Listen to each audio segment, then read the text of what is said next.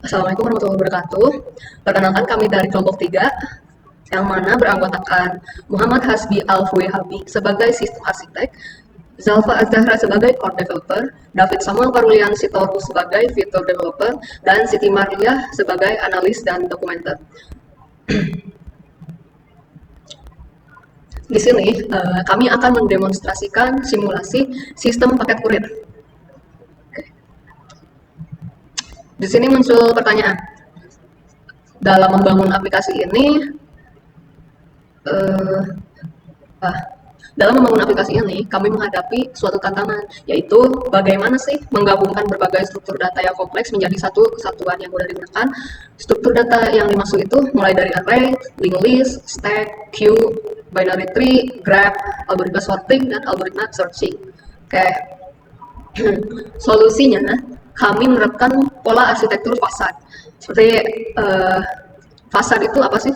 Jadi fasad itu merupakan suatu pola desain struktural dalam pemrograman yang berfungsi menyediakan antarmuka atau pintu sederhana untuk menyembunyikan kompleksitas interaksi di balik kode programnya.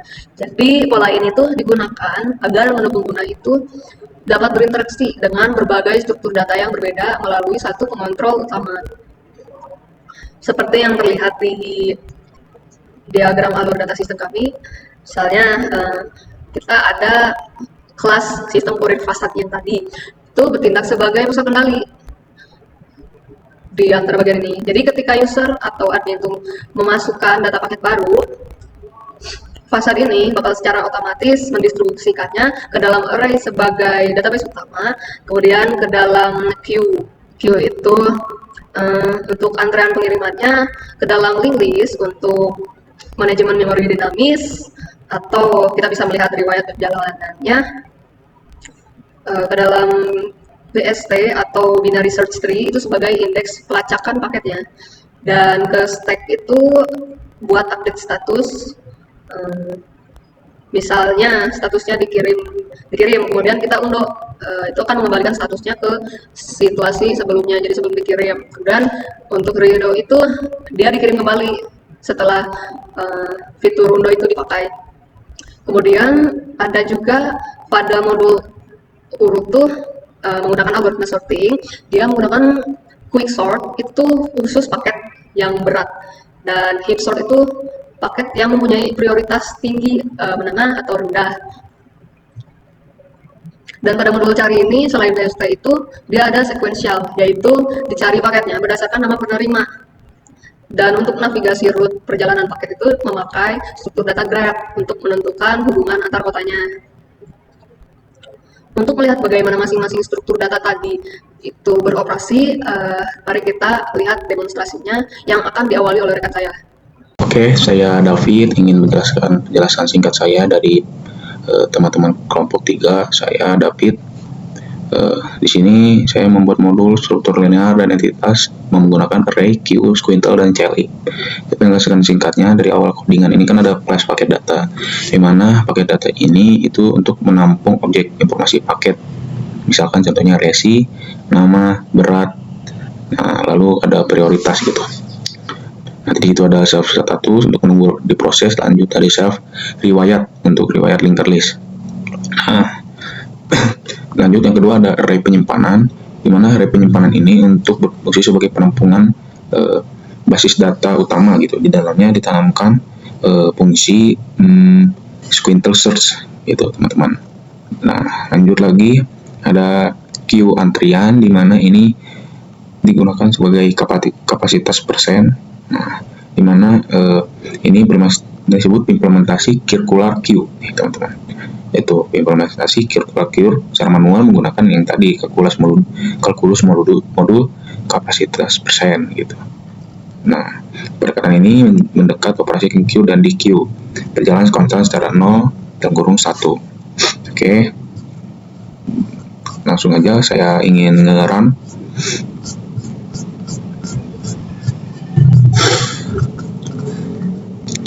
Contohnya kan saya akan masukkan awalan itu tanpa paket pilih aksi nomor 1. Pilih aksi nomor 1. Nah, di sini saya diminta untuk memasukkan nomor resi. Nah, saya isi aja PKG contohnya 006. Lanjut, nama penerimanya ada Budi, misalkan Budi. Nah, berat paket misalkan 5 gitu, 5. Nah, ini ada prioritas yang tadi saya bilang itu apakah high, med, dan low. Kalau high itu berarti dengan cepat dikirim, dan med itu mungkin pertengahan cepat dan tidak cepatnya dikirim. Kalau low itu agak lama dikirimnya, teman-teman. Nah, jadi di sini menu pertama itu kan dapat nama tambah paket, di kedua itu nanti bentar saya jelasin aja dulu di tambah paket ya, teman-teman. Nah, contohnya kita masukin dulu satu low high, teman-teman, high. Nah, di sini paket PKG 006 sukses didaftarkan di array, linker list, dan queue. Saya langsung tambahkan nomor 2, list daftar. Jadi yang saya masukkan data resi yang lanjut di menu 1, sistem menggunakan struktur data queue yang antrian gitu, melingkar. Jadi dengan kompleksitas 0.1 untuk mengatur yang akan dikirim duluan gitu. Berdasarkan prinsip FIFO, first in dan first out gitu. Lanjut, saya masukkan list data paket yang kedua. Nah, di sini paket yang kedua. Nah, PKG penerima prioritas high status menunggu diproses. Nah, lanjut kemudian yang terakhir menu nomor 5 kita masukkan. Nah, masukkan nama penerima tadi gitu, sistem parsial menggunakan secara parsial fitur ini menggunakan array dan sequential sort. Yang mana perlu kamu akui operasi ini adalah berencek bar length, dari mana itu titik terlambat gitu. Kita masukkan namanya tadi kan Budi. Nah, tuh. Penerima Budi prioritas high status menunggu proses, dan ini sudah di tahap untuk diantarkan, teman-teman gitu ya. Tuh, kita ulangi lagi, coba masukin nomor 5. Oke, cukup. Ini saya akan menjelaskan modul yang saya kerjakan, yaitu linked list, tag, dan sorting. Yang pertama itu ada linked list.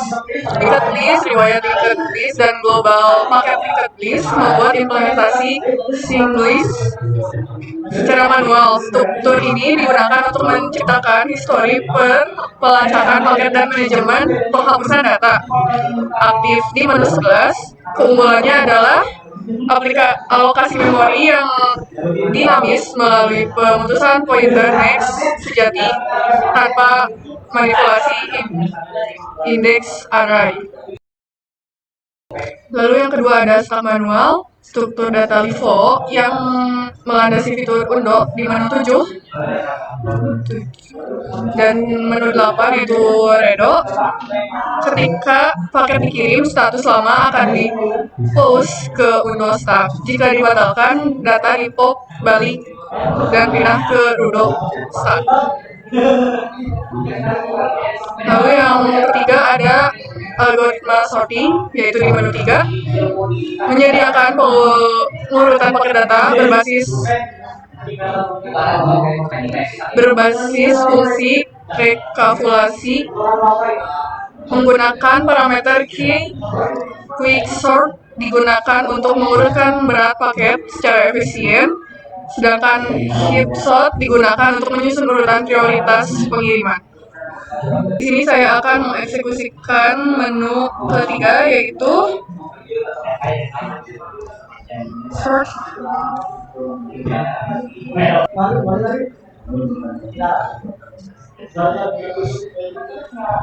Yang pertama ada kriteria pengurutan, yang A berdasarkan berat paket atau B berdasarkan kode prioritas.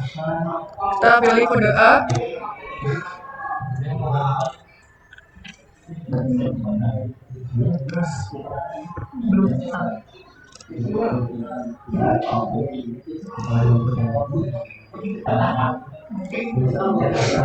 Maka hasil urutan berdasarkan berat terkecil yaitu dari Adi, Budi, Caca. Lalu kita langsung ke urutan yang B.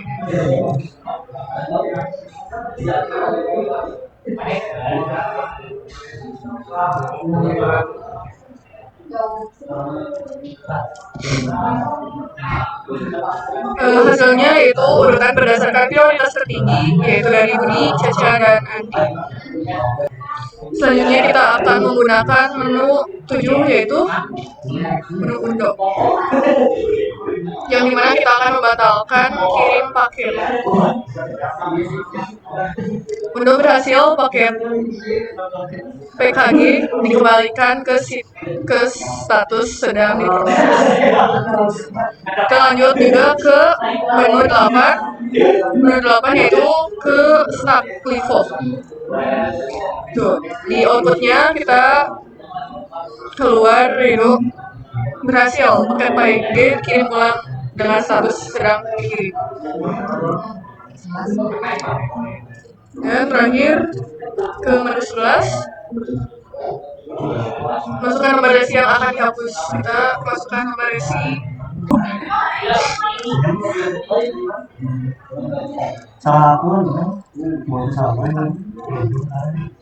PKG strip 001.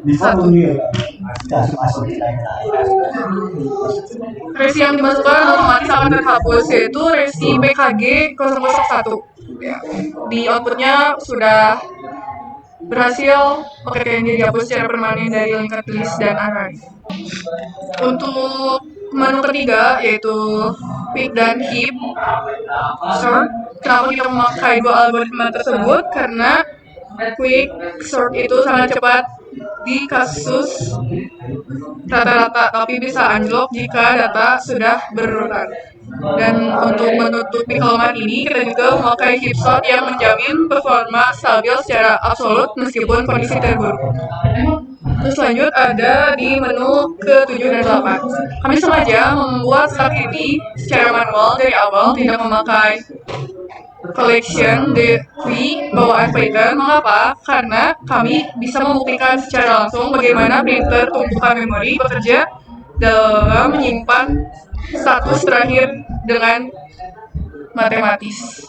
Dan yang terakhir ada menu ke-11, murni linked list untuk menghapus paket. Kenapa kita memakai array saja? Kenapa kita tidak memakai array saja? Jika menggunakan array, menghapus data di tengah mengharuskan kita menggeser ratusan data di bawahnya. Dengan linked list, kita cukup memutuskan pointer node-nya yang alamat memory next secara instan.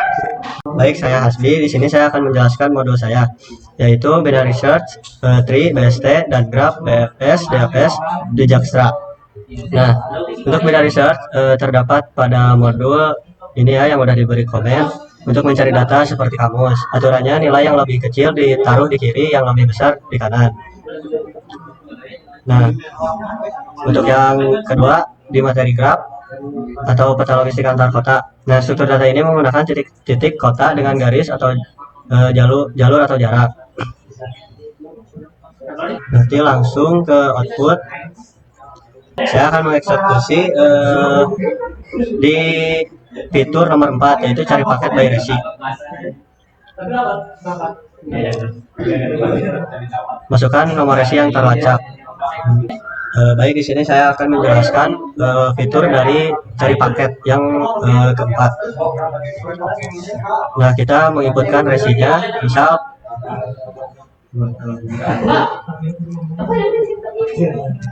bisa ini.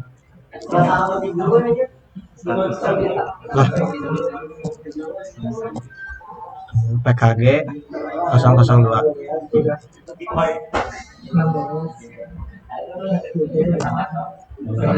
Nah, pada menu 4 kami merancang fitur pelacakan ini menggunakan binary search atau tree BST. Tentu ada trade-off di sini. BST memakan memori lebih banyak karena setiap node butuh petunjuk atau pointer kiri dan kanan. Namun pengorbanan ruang di sini sangat sepadan karena pencarian nomor resi kami jauh lebih cepat secara logaritmik dibandingkan harus mencari satu persatu. Sekarang kita beralih ke fitur nomor 6, yaitu kirim paket. Nah, pada fitur ke-6 yaitu kirim paket, di sini integrasi utama dari berbagai struktur data kami terjadi. Pertama, paket yang disiapkan dikirim akan dikeluarkan dari antrean gudang menggunakan operasi DQ. Selanjutnya, paket-paket ini akan dimasukkan ke dalam armada pengiriman menggunakan konsep stack atau tumpukan. Mengapa memakai stack? Karena dalam logistik, truk paket yang terkirim dimasukkan justru harus lebih terakhir, justru harus dimasukkan yang pertama, karena menganut prinsip last in first out. Baik, sekarang kita beralih ke menu yang ke-6, yaitu kirim paket. Nah, kita pilih dulu yang A. Nah, disinilah integrasi utama dari berbagai struktur data kami terjadi. Pertama, paket yang siap dikirim akan dikeluarkan dari antrean gudang menggunakan operasi DQ. Selanjutnya, paket-paket ini dimasukkan ke dalam armada pengiriman menggunakan konsep stack atau tumpukan. Mengapa stack? Karena dalam logistik truk, paket yang terakhir dimasukkan justru harus menjadi yang pertama dikeluarkan, as in first out, agar proses bongkar muat di kota tujuan menjadi efisien. Terakhir, rute perjalanan antar kota untuk pengiriman paket ini akan dipetakan secara dinamis menggunakan struktur data graf yang sudah saya bangun. Untuk selanjutnya, fitur ke-9 yaitu cek rute traversal. Nah, untuk logika operasional kurir, kami menggunakan graf pada menu 9. Dosen bisa melihat perbedaan cara kerja traversal kami BPS bekerja memancarkan seperti gelombang air untuk menemukan kota tetangga terdekat di ring pertama. Sedangkan DFS menelusuri rute sedalam mungkin ke ujung peta sebelum mundur. Lalu di menu 10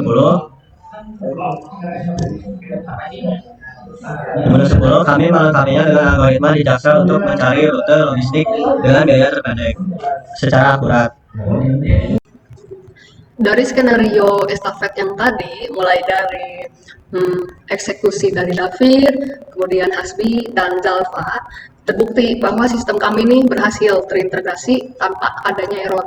Namun, kami menyadari sistem ini bisa saja gagal atau tidak efisien dalam satu skenario khusus, yaitu jika paket dimasukkan ke dalam BST secara berurutan sempurna, misalnya resi 1, lalu 2, lalu 3.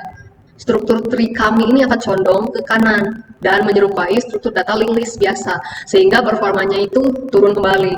Oleh karena itu, jika kami diberi waktu lebih untuk pengembangan ke depannya, kami akan mengupgrade BST ini menjadi AVL tree yang bisa menyeimbangkan diri secara otomatis, serta menambahkan keamanan data yang lebih baik. Sekian presentasi dari kelompok kami. Terima kasih. Wassalamualaikum warahmatullahi wabarakatuh.